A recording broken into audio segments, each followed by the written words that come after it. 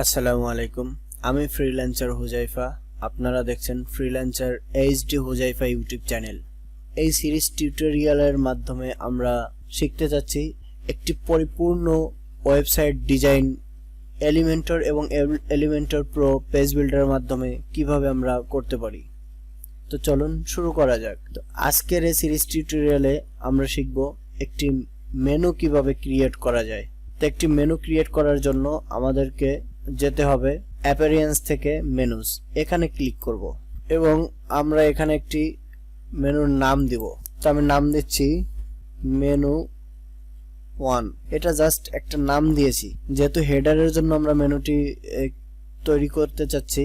তো header select করে দিব যে আমার মেনুটা কোথায় শো হবে বা কোথায় পাবলিশড হবে। দেন ক্রিয়েট মেনু, এখানে ক্লিক করব। তাহলে দেখতে পাচ্ছেন এই সাইডে আমাদের পেজগুলো শো হচ্ছে। তো আমরা এখানে ভিউ অল সিলেক্ট করলে সবগুলা পেজ আমাদের সামনে চলে আসবে।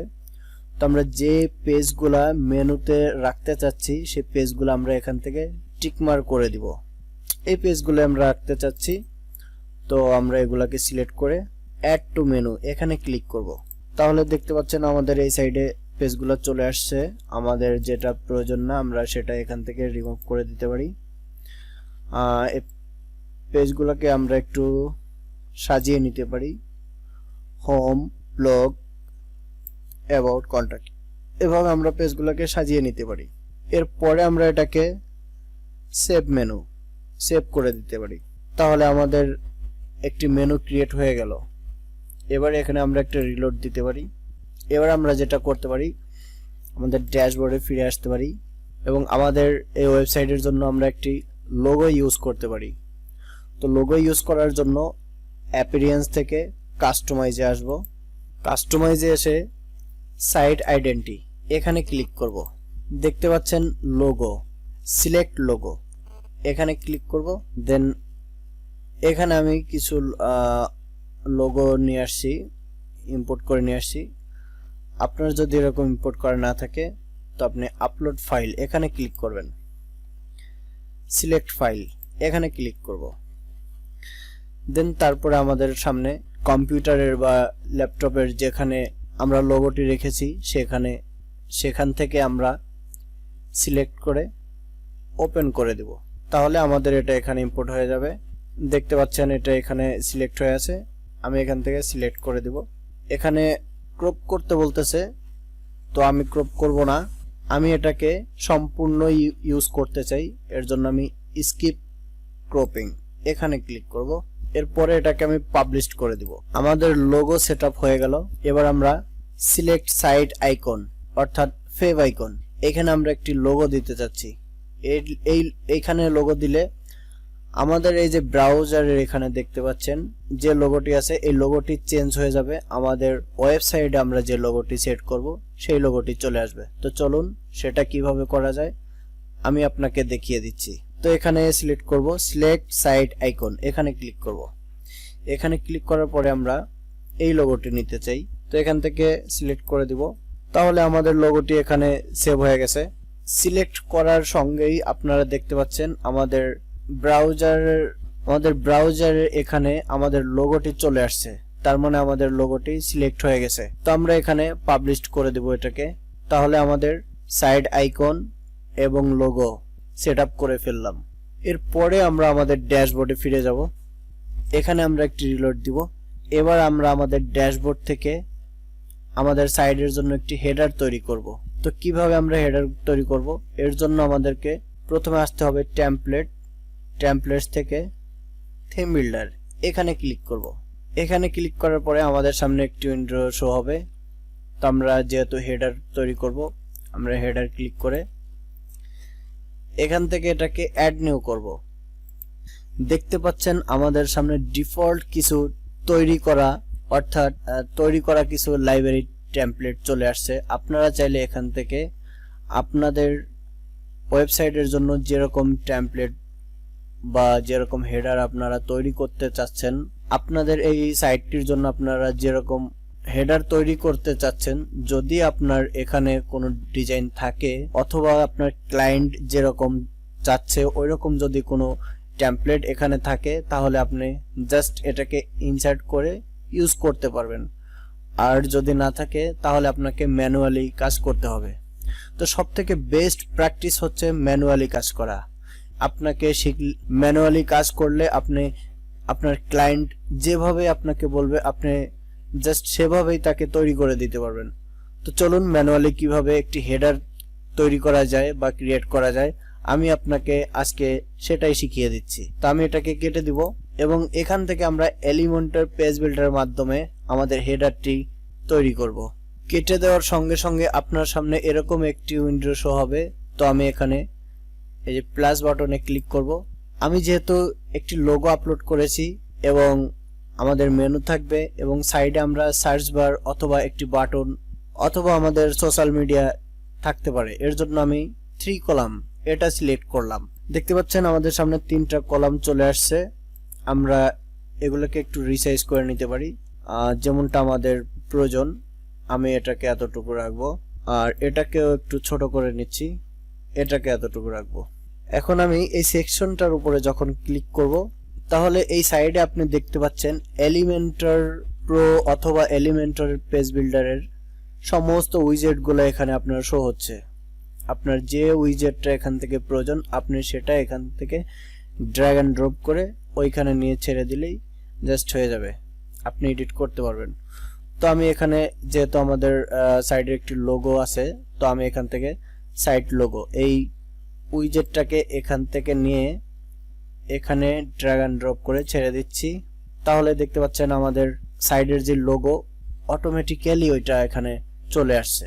দেন এই কলামটাতে আমরা রাখতে চাচ্ছি আমাদের মেনুটা, যে মেনুটা কিছুক্ষণ আগে আমরা ক্রিয়েট করেছিলাম আমাদের সাইডের জন্য।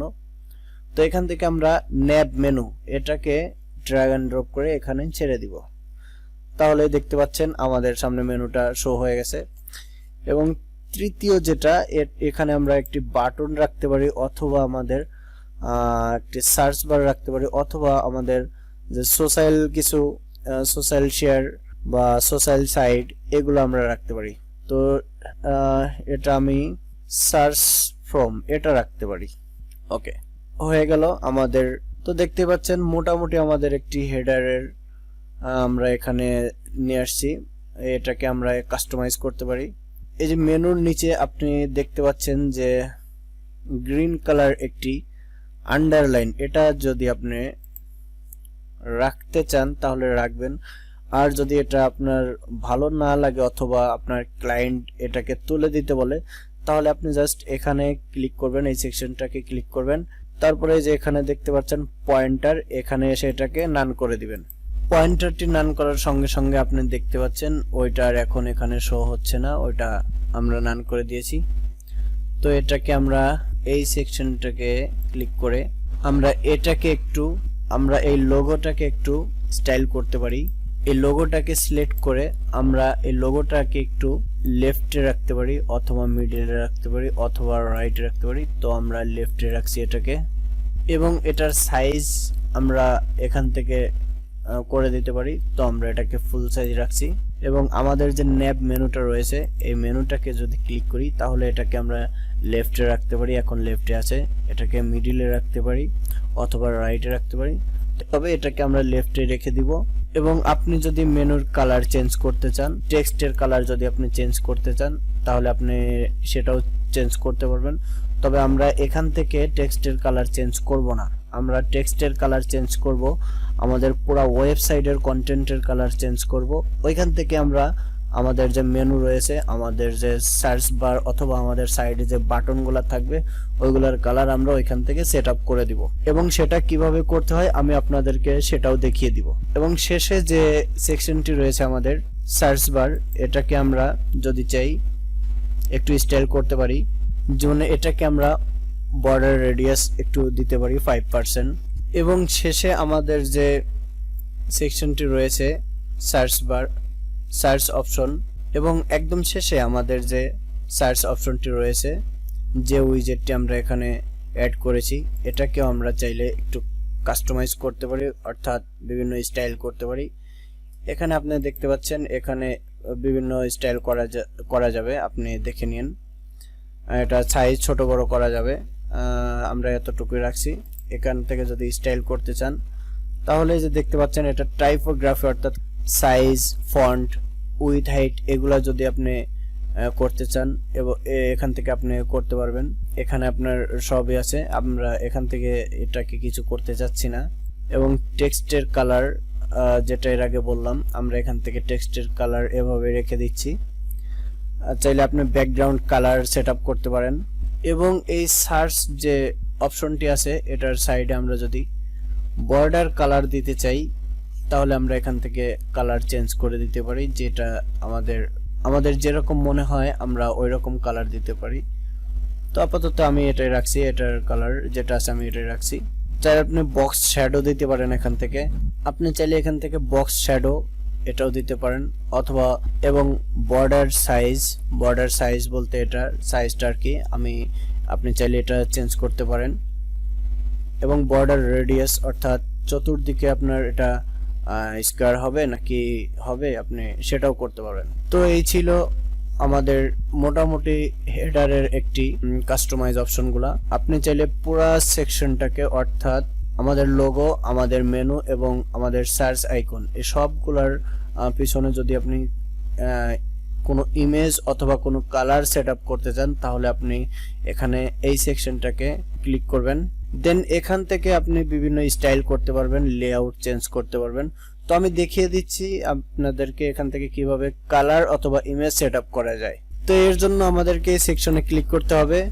সেকশনে ক্লিক করার পরে আমরা এটাকে ভার্টিক্যালি মিডল করে দিব, তাহলে আমাদের লোগো, মেনু এবং সার্চ কোন পারফেক্ট ভাবে মিডলে শো করবে।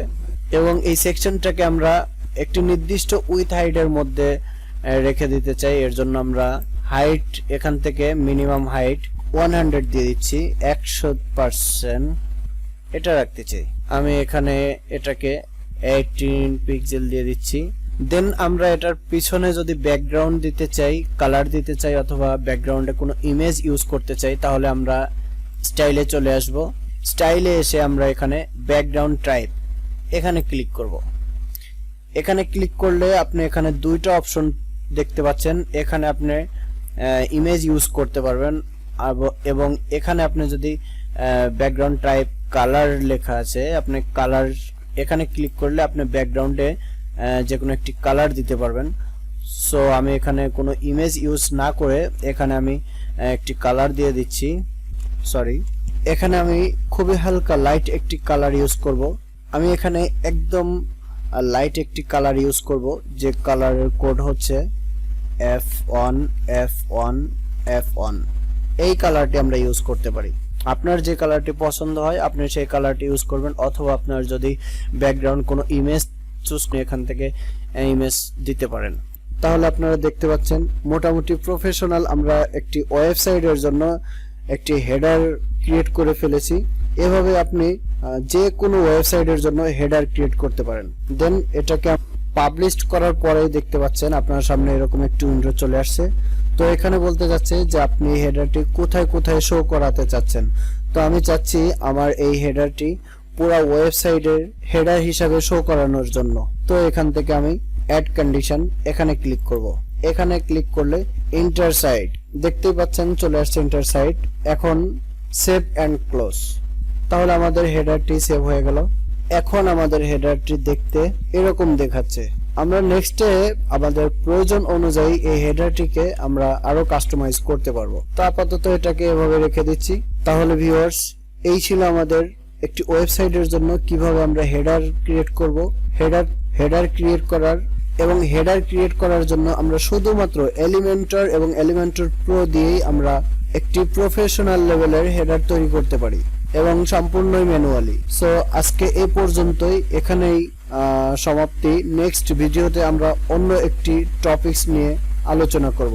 সে পর্যন্ত সকলে ভালো থাকবেন এবং পরবর্তী টিউটোরিয়াল দেখার জন্য এবং পূর্বের টিউটোরিয়ালগুলো অবশ্যই আপনাকে বেশি বেশি প্র্যাকটিস করতে হবে। আপনি যত বেশি প্র্যাকটিস করবেন আপনার মধ্যে তত আইডিয়া জেনারেট হতে থাকবে। তো আর কথা না বাড়িয়ে এখানেই শেষ করছি। আল্লাহ হাফেজ।